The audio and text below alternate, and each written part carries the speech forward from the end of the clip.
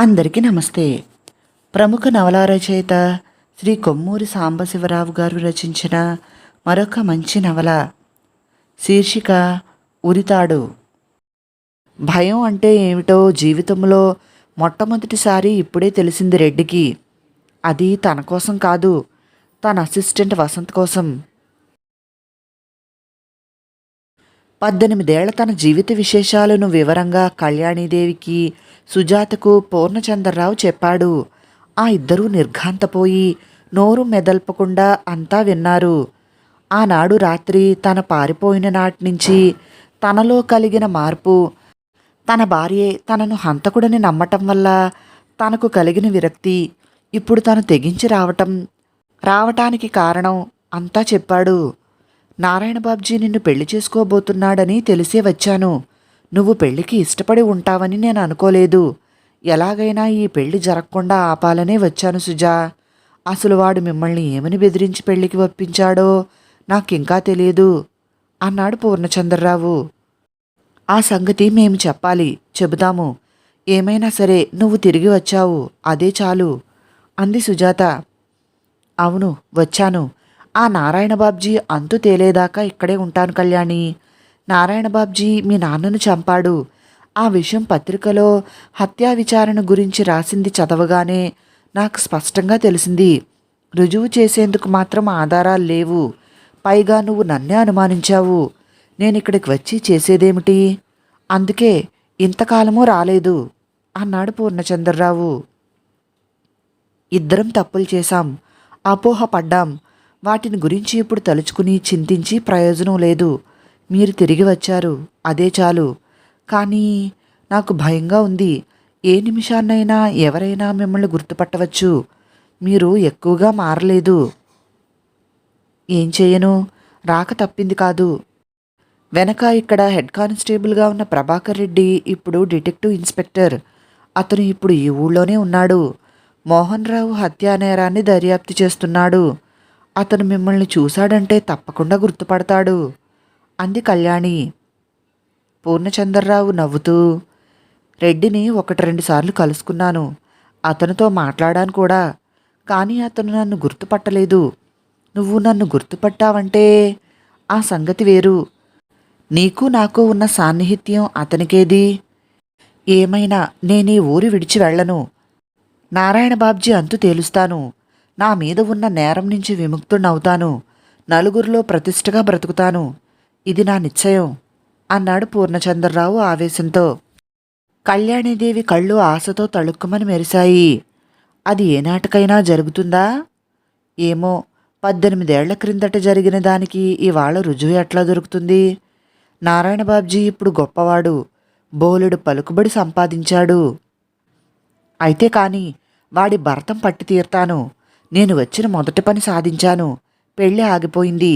పొద్దున్న అతను మీతో హోటల్లో ఉన్నప్పుడు యమదూత పేరుతో బెదిరించి అనగానే సుజాత తండ్రి మాటలకు అడ్డం వచ్చి నారాయణ బాబ్జీతో పెళ్లి తనే తెగదంపులు చేసిన విషయము, డిటెక్టివ్ రెడ్డి తమతో చెప్పిన దొంగ ఫోటోల రహస్యము సవిస్తరంగా పోసగుచ్చినట్లు తండ్రితో చెప్పింది. ఇంతలో ఎవరో తలుపు కొట్టినట్లు చప్పుడైంది. పూర్ణచంద్రరావు ఊపిరి బిగబట్టాడు. కళ్యాణీదేవి పెదములు వణికాయి. సుజాత తండ్రిని అక్కడ ఉన్న పెద్ద అలమారు వెనకాల దాక్కోమని సైగ చేసింది. పూర్ణచంద్రరావు దాక్కున్నాడు. సుజాత వెళ్ళి కిటికీ తలుపులు తెరిచి చూసి, నువ్వా భీమన్నా, ఇంత రాత్రివేళ వచ్చావేం అని అడిగింది. కూతురు మాటలు వినగానే పూర్ణచంద్రరావు అలమారు వెనక నుంచి బయటికి వచ్చాడు. లోపలికి రా భీమన్నా. ఏం పర్వాలేదు కళ్యాణి, భయపడకు. భీమన్న నన్ను గుర్తుపట్టాడని, నాకు అండగా నిలవటానికి నిశ్చయించుకున్నాడని నీకు చెప్పటం మర్చిపోయాను అన్నాడు పూర్ణచంద్రరావు. అయ్యో బాబు, మీరిక్కడున్నారా అన్నాడు భీమన్న. అవునోయ్, ఏమిటి విశేషం? పొద్దుటి నుంచి మీకోసం హోటల్ దగ్గర కాచుకునున్నాను. నన్ను చూడకుండా మీరు కారు ఎక్కి వెళ్ళిపోయారు. మళ్ళీ హోటల్కి మీరు రానేలేదు. అయితే నేను ఇక్కడున్నట్లు నీకు తెలిసి రాలేదన్నమాట. ఏమైనా విశేషాలున్నాయా? వాడేనండి, ఆ నారాయణ బాబ్జీ ఏదో కుచితం చేస్తున్నాడండి అంటూ నారాయణ బాబ్జీ సౌకు తోటలో పైకి అనుకున్న మాటలు తను ఎలా విన్నది మొత్తం చెప్పాడు భీమన్న. నువ్వు పొరపడి ఉండాలి భీమన్న. డిటెక్టివ్ రెడ్డికి అతను ఎందుకు అపాయం తలపెడతాడు? పొరపాటేమీ లేదండి. స్పష్టంగా విన్నాను. రెడ్డి అతని అసిస్టెంట్ చచ్చి తీరాలి. ఈ రాత్రే వాళ్ళని హతమారుస్తాను అన్నాడండి అతను. ఈ రాత్రా? అయితే వెంటనే రెడ్డికి చెప్తాను అంటూ సుజాత పాండురంగా విలాస్కి ఫోన్ చేసి, మీ హోటల్ పక్కనే ఉన్న పోలీస్ గెస్ట్ హౌస్కి ఎవరినైనా పంపించి డిటెక్టివ్ రెడ్డిని వెంటనే ఫోన్ దగ్గరికి పిలుస్తారా అని అడిగింది. రెడ్డి గారినా? ఆయన అక్కడ లేరండి. ఇందాక ఆయన అసిస్టెంటు బయటికి వెళ్ళారండి అని జవాబిచ్చింది అటువైపు నుంచి ఒక కంఠం. ఎక్కడికి వెళ్ళారో కొంచెం కనుక్కుంటారా? వసంత్ గారు చంద్రారెడ్డి కోటకు వెళుతున్నామని నాతో నవ్వుతూ చెప్పారు. వేళాకోళానికే ఆయన నాతో అట్లా చెప్పారనుకుంటాను. లేకపోతే ఇంత రాత్రి వేళ అక్కడికి ఎవరు వెళతారు అన్నాడు సుబ్బయ్య. సరేలేండి అని సుజాత టెలిఫోన్ పెట్టేసి తండ్రి వైపు తిరిగి, నాన్న చంద్రారెడ్డి కోటకు వెళ్ళారట, మీరిద్దరూ త్వరగా వెళ్ళండి అంది. నారాయణ బాబ్జీ సినిమాల్లో కనిపించే విలన్లాగా ఉన్నాడు. అతని మొహంలో చెప్పలేని ఆనందం తాండవమాడుతోంది. పాడుబడ్డ చంద్రారెడ్డి కోటలో ఒక గోడ వెనకాల అతను తారట్లాడుతున్నాడు. డిటెక్టివ్ రెడ్డి, అతని అసిస్టెంటు తన పన్నిన వలలో ఈ పాటికి పడి ఉంటారు. సొరంగంలోనికి వాళ్ళు వెళ్ళి అరగంట అయింది. ఇంతవరకు వాళ్ళు బయటికి రాలేదు. సొరంగం అడుగున ఉన్న నీళ్లలో పడి ఉండకపోతే ఈ పాటికి వాళ్ళు బయటికి వచ్చి ఉండేవాళ్లే. సందేహం ఏమీ లేదు. నీళ్లలో పడ్డారు. ఇక వాళ్ళెవ్వరికీ కనిపించరు. వాళ్ళేమైనది కూడా ఎవ్వరికీ తెలియదు. ఎవరైనా ఇటు వచ్చి వెతికితే వాళ్లకు రక్తపు మరకలు మాత్రమే కనిపిస్తాయి. ఆ రక్తం మనిషి రక్తం కాదు, మేకపిల్ల రక్తం. ఎవరూ సొరంగం అడుక్కు వెళ్ళి చూడరు. ఎప్పటికైనా ఎవరైనా చూసి శవాలను బయటికి తీసినా వాళ్ళకా విపత్తు ఎలా సంభవించింది ఎవరూ ఊహించలేరు. అయినా వెళ్ళి చూసి వాళ్ళు నీళ్లలో పడ్డది లేనిది రూఢీ చేసుకోవటం మంచిది అనుకుంటూ నారాయణ బాబ్జీ నెమ్మదిగా సొరంగంలోనికి వెళ్ళాడు. అతనిలో మనుష్య లక్షణాలు పూర్తిగా నశించాయి. ఇప్పుడు అతను రాక్షసుడు. ఆనాడు దివాన్ బహదూర్ని హత్య చేసినప్పుడే అతనిలోని మానవత్వం సగం నశించింది. తర్వాత మోహన్ రావుని నిర్దాక్షిణ్యంగా కాల్చి చంపేశాడు. ఇప్పుడు ఇద్దరు డిటెక్టివ్లని చంపుతున్నాడు. యమదూతట యమదూత. ఈ ఇద్దరూ చేస్తే తనకిక ఎవరి భయమూ ఉండదు. ఇక ఎవరినీ తను చంపవలసిన అవసరమూ ఉండదు. సుజాతని వివాహం చేసుకుని ఆమె ఆస్తి హస్తగతం చేసుకునేందుకు మళ్ళీ కొత్త పన్నాగాలు పన్నవచ్చు అనుకున్నాడు నారాయణ బాబ్జీ. సొరంగంలో ఉన్న రంధ్రం దగ్గర ఆగి చెవులు నిక్కపొడుచుకుని వినసాగాడతను.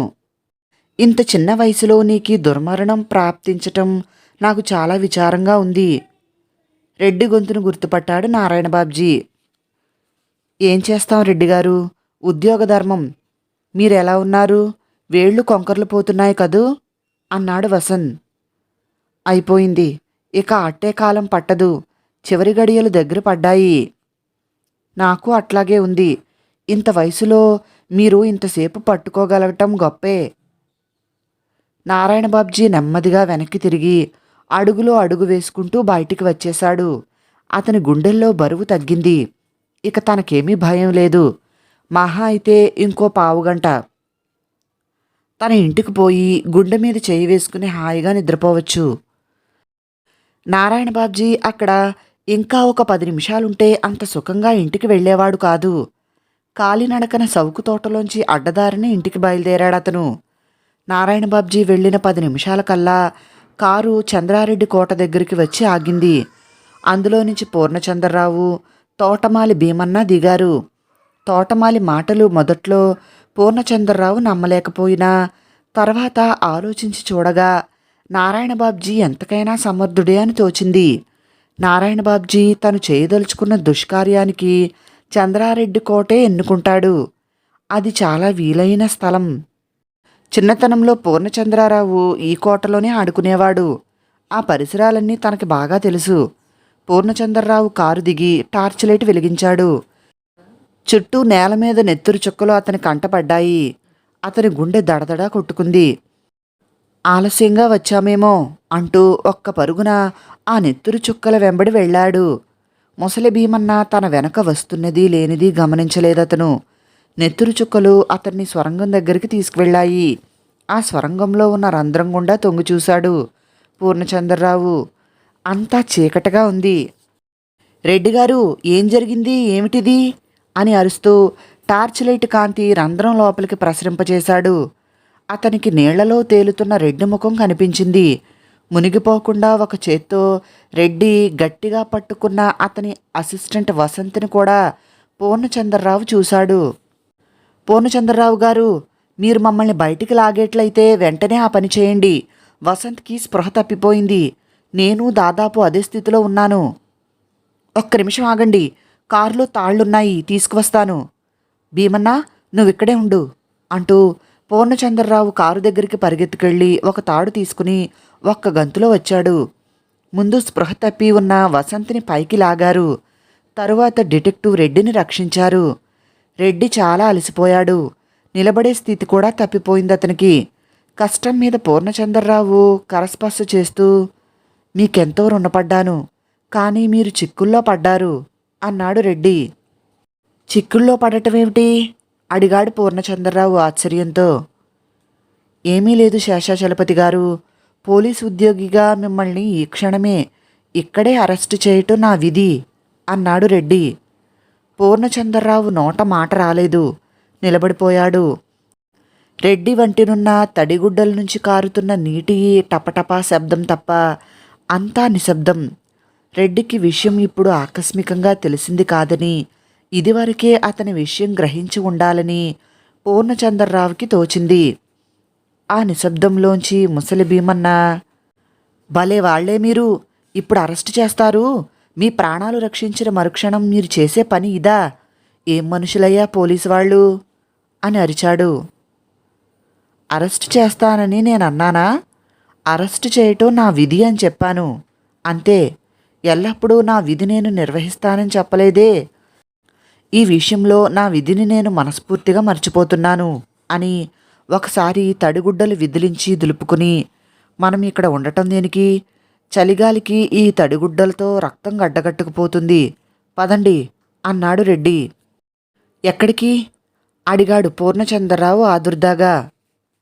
గాబరా పడకండి, వసంత్ విషయం చూడాలి. ఈ తడిగుడ్డలు విప్పేసి పొడివి కట్టుకోవాలి. తర్వాత మిగతా విషయాల గురించి ఆలోచిద్దాం అన్నాడు రెడ్డి. పూర్ణచంద్రరావు స్పృహ తప్పిపడి ఉన్న వసంతిని భుజం మీద వేసుకుని కారు దగ్గరికి నడిచాడు. ఇక్కడికి కళ్యాణీదేవి గారి ఇల్లు దగ్గరే, అక్కడికి వెళ్ళవచ్చు. కానీ అక్కడ నౌకర్లు చాకర్లు ఉంటారు, వాళ్ళకి తెలియటం మంచిది కాదు. పూర్ణచంద్రరావు గారు, మమ్మల్ని మా బస్సులో దింపండి అన్నాడు రెడ్డి. ప్రభాకర్ రెడ్డి గారు, ఇక్కడికి నా గుడిసె చాలా దగ్గరే ఉంది. కొత్తగా కొన్న తుండుగుడ్డలున్నాయి నా దగ్గర. నా గుడిసెకి రండి అన్నాడు భీమన్న. ఏమంటారు రెడ్డిగారు అన్నాడు పూర్ణచంద్రరావు. సరే పదండి, ఎంత త్వరగా ఈ తడిగుడ్డలు విప్పితే అంత మంచిది అన్నాడు రెడ్డి. భీమన్న గుడిసె చేరటానికి అట్టే కాలం పట్టలేదు. వసంత్కి తెలివి వచ్చింది. రెడ్డి, వసంత్ తడిబట్టలు విప్పేసి భీమన్న ఇచ్చిన పొడిగుడ్డలు కట్టుకుని సిగరెట్ వెలిగించి నొలక మంచం మీద కూర్చున్నారు. భలేవారండి రెడ్డిగారు మీరు. ఎప్పుడూ ఒంట్లో బాగాలేదని, వయసు మళ్ళిందని అంటారు. నాకన్నా మీరు చాలా నయం.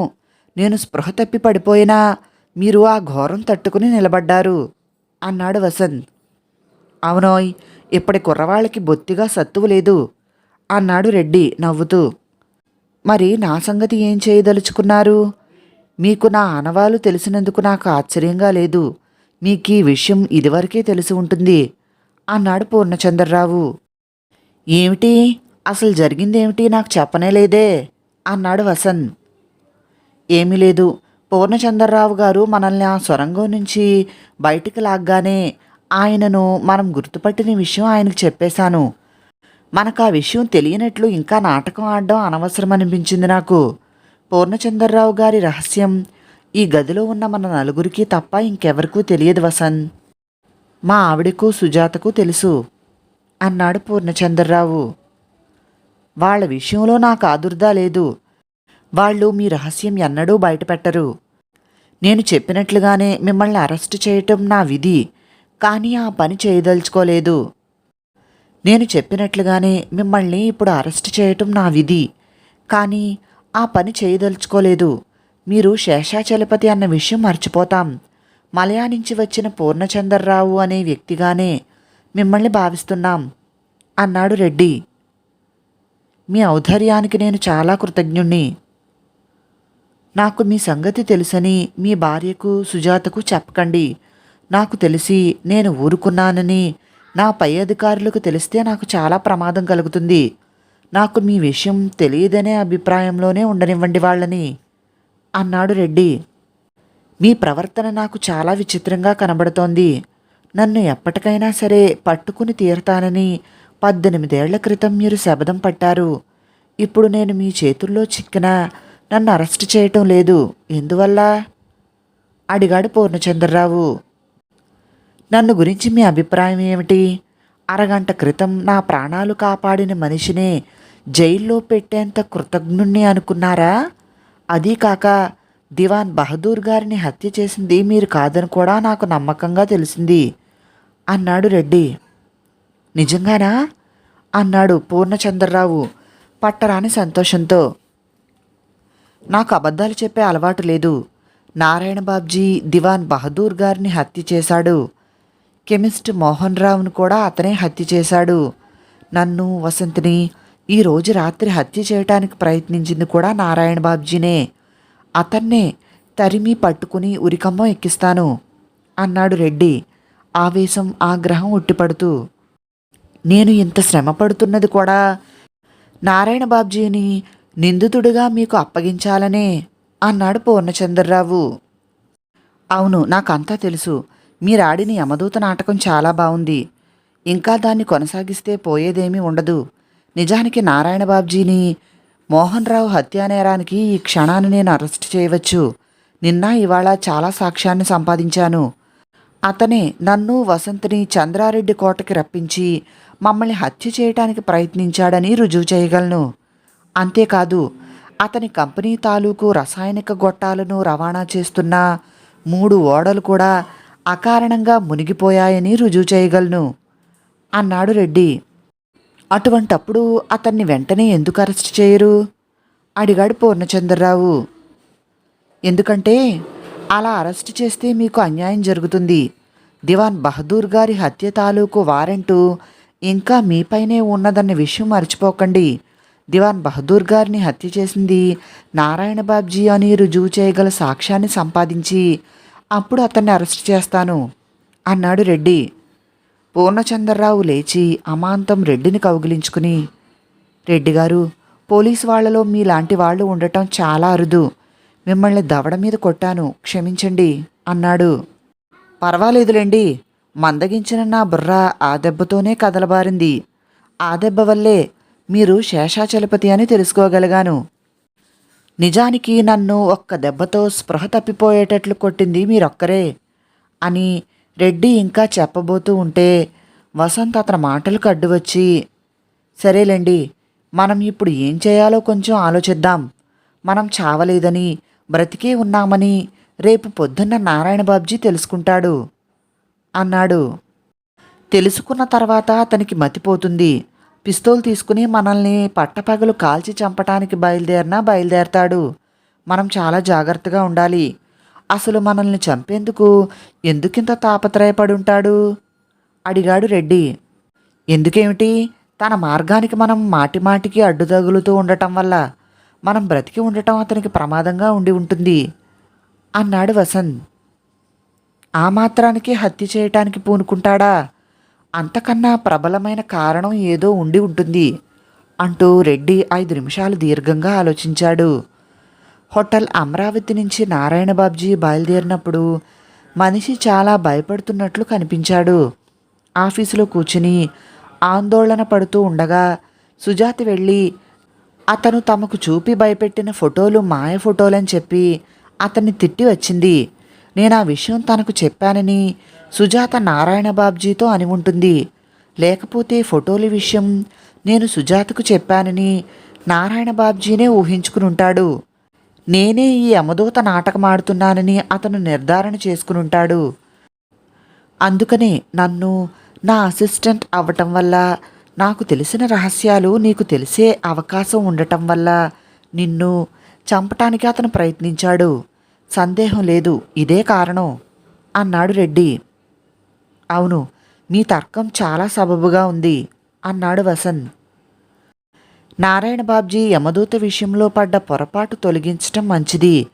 బహుశా ఆ నిజమైన యమదూత ఉదయం అయిపోయేలోగా యమదూత రెడ్డి కాదని నారాయణ బాబ్జీకి తెలిసేందుకు ఏదైనా ఉపాయం ఆలోచిస్తాడేమో అన్నాడు రెడ్డి చిరునవ్వుతో. మీ మనసులో ఏముందో చెప్పండి, నన్నేం చేయమంటారిప్పుడు అడిగాడు పూర్ణచంద్రరావు. నేను పోలీసు ఉద్యోగిని, మీకు ఎటువంటి సలహాను ఇవ్వలేను. కానీ ఏదో ఒక విధంగా యమదూత నేను కాదన్న విషయం ఈ రాత్రే నారాయణ బాబ్జీకి తెలియచేయటం మంచిదనుకుంటున్నాను అన్నాడు రెడ్డి. కథ కొనసాగుతుంది. తర్వాత ఏం జరిగిందో వచ్చే భాగంలో తెలుసుకుందాం. విన్నందుకు అందరికీ చాలా చాలా థ్యాంక్స్. నచ్చితే వీడియోని లైక్ చేసి నా ఛానల్ను సబ్స్క్రైబ్ చేసుకోండి ప్లీజ్. మరిన్ని కథలు నవలల కోసం డిస్క్రిప్షన్లో మరియు కమెంట్ బాక్స్లో ప్లేలిస్ట్ లింక్స్ ఉన్నాయి, ఒకసారి చూడండి. ధన్యవాదములు. మీ ప్రసన్న.